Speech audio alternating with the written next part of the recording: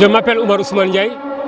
Je suis le secrétaire général de Oasis sociale et religieuse que Sokhna Mariam Bokar Baba Haran dirige depuis 2005. Très bien. Parlez-nous un peu de cette activité religieuse qui dure depuis, c'est la 18e édition de cette année. Nous sommes à la 18e édition parce que nous avions commencé en 2005 au niveau de Ouest Foire. Alors on a déménagé, nous sommes partis à la foire de Dakar. L'espace ne pouvait pas contenir les musulmans. On s'est déplacé, on est parti au mausolée de Seyd Nourtal. Pendant 5 ans, vu les travaux, on a déménagé ici à la grande mosquée de Dakar, qui est une mosquée quand même de tous les musulmans du Sénégal. Vous savez, la communauté musulmane, à chaque fois qu'un musulman vient, on cède les locaux à ce musulman-là. Raison pour laquelle ils nous ont accueillis ici à la grande mosquée de Dakar. Oasis sociale et religieuse, comme son nom l'indique, une oasis, c'est une mare dans le désert. Quelqu'un qui a soif, qui est affamé, qui rencontre une oasis, elle va dire, là, cette personne-là vit vraiment, Dieu merci. Elle est religieuse parce que nous travaillons, nous sommes toujours au service de la religion sociale, parce qu'il y a des gens, des familles qui sont démunies, qui n'ont pas de force, des gens qui n'ont pas été à l'école. Vous savez, généralement, les gens, ils font des jardins d'enfants. Mais Oasis sociale et religieuse a choisi de faire le jardin d'adultes. C'est-à-dire la récupération de toutes ces personnes vieilles qui n'ont pas été à l'école coranique pour leur apprendre le Coran et la charia du prophète Mohammed sallallahu alayhi wa sallam. Comment dirais-je, la fondatrice Sokhna Mariam, sous la tutelle ou bien sous l'autorisation de Thierno Seydou Mountaga, l'imam ratib de la grande mosquée, et sous la bénédiction du Khalif général de la famille de Thierno Mountaga Tal, Thierno Madani, et de Khalif général de la famille omarienne, Thierno Bachirou Tal, nous sommes à la 18e édition. Vous avez vu que tous les gens, ils convergent de partout.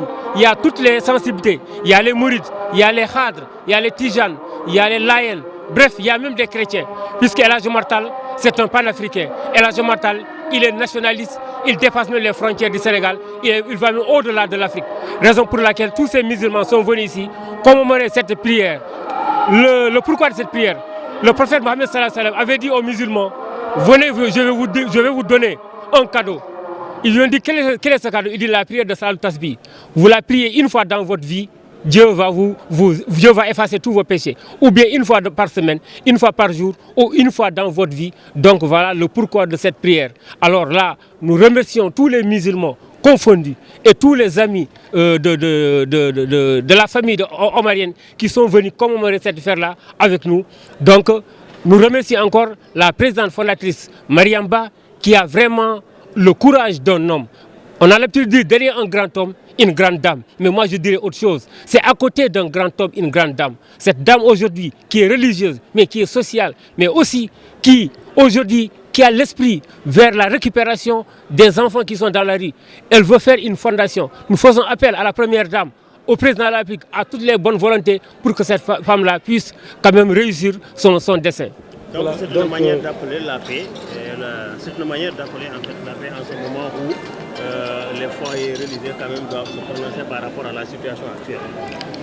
Effectivement, vous savez, la paix, on a l'habitude de dire, quand il n'y a pas la paix, il n'y a pas la mosquée. Quand il n'y a pas la paix, il n'y a pas l'école. Quand il n'y a pas la paix, il n'y a pas de gouvernement. Donc la paix, elle est là pour tout le monde. Et la paix n'est pas un simple mot, c'est un comportement. Un comportement que tout un chacun, à commencer par les autorités étatiques, les gens de l'opposition, les citoyens simples, la société civile, tout le monde doit appeler à la paix.